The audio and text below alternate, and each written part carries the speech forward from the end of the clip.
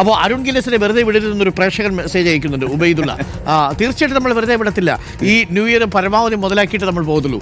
അരുൺ, വേറൊരു വെറൈറ്റി എന്താ ഉള്ളത് ഈ സ്ത്രീ ശബ്ദത്തിൽ പാടും എന്നതിനും അപ്പുറം? നമുക്ക് ഈ പൊതുവെ ഇല്ലുമിനാറ്റി പാട്ടില്ലേ, ഇല്ലുമിനാറ്റി ആവേശ സിനിമയിലെ അത് ഹിറ്റായിരുന്നു. ഫഹദിന്റെ സൂപ്പർ ഹിറ്റ് പാട്ടായിരുന്നു ഇല്ലുമിനാറ്റി. അതെ, അതൊരു കവിതയായിരുന്നെങ്കിൽ, ഒരു സംഗീത സംവിധാനം ഒരു കവിതയായിട്ടാണ് അത് ട്യൂൺ ചെയ്തില്ലെങ്കിൽ ഏകദേശം ഈ ഇല്ലുമിനാറ്റി പാട്ട് കവിതയായിട്ട് ട്യൂൺ ചെയ്താൽ എങ്ങനെയായിരിക്കും? പൊളിയായിരിക്കും. പിന്നെ ട്രാക്ക് കാര്യങ്ങളില്ല. അപ്പൊ ചെറുതായിട്ട് ഞാൻ ചുമ്മാ തൊണ്ട കൊണ്ട്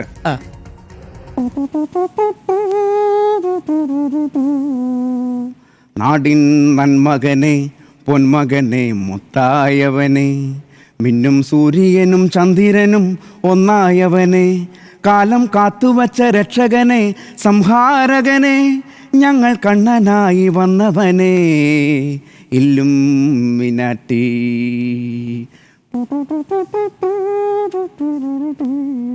പേന കത്തി കൊണ്ട് വിദ്യാരംഭം കുത്തൂഹരിശ്രീ തോക്കിൻ കാഞ്ചി വലി ശീലം പണ്ടേ മാറാത്ത വ്യാധി നെഞ്ചിൽ പൂട്ടിവച്ചൊരംഗക്കലി തീരാത്ത വാശി ഞങ്ങൾ കണ്ണനായി വന്നവനെ ഇല്ലുമിനാറ്റി.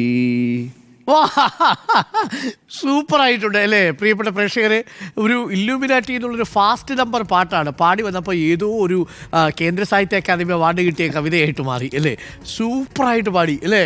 ഇത് പാട്ടൊക്കെ ഇഷ്ടപ്പെടുന്ന ഒരുപാട് പ്രേക്ഷകരുണ്ടാവും. ഇങ്ങനെയൊക്കെ വെറൈറ്റി ചിന്തിക്കണമെങ്കിൽ അരുൺ ഗിന്നസിനെ പോലുള്ള ആളുകൾക്കേ പറ്റത്തുള്ളൂ. അരുൺ ഗിന്നസിൻ്റെ മറ്റൊരു റെക്കോർഡും കൂടെ ഉണ്ടെന്ന് എനിക്ക് തോന്നുന്നു. ഏറ്റവും കൂടുതൽ രാജ്യങ്ങളിൽ സന്ദർശിച്ച ഇത്തരത്തിൽ പാട്ട് പാടുന്നൊരു കലാകാരൻ ഒരുപക്ഷെ അരുൺ ഗിന്നസ് ആയിരിക്കും. എത്ര രാജ്യം സന്ദർശിച്ചിട്ടുണ്ട്? 50ഓളം രാജ്യങ്ങൾ.